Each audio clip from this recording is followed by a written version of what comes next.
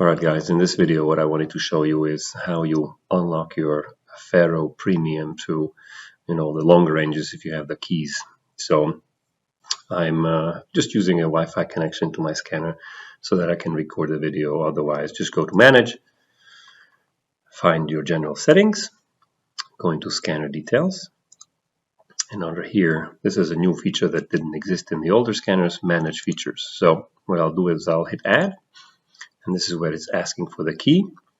I do not have the key written down, but I actually have a document that allows me to just cut it out of, copy, we go back here,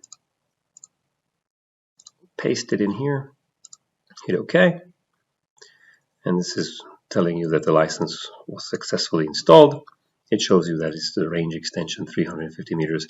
There's not much else that tells you that there's an extension of your range here. So the way to check it is really through the features over here. So this is if you bought a 150, it'll just say 150 over here, 350 says 350, and if you have just a standard 70 meter range one, then you will not have that. That's it. There's really nothing else to it. And that's really it. If you have any questions or comments, leave them below.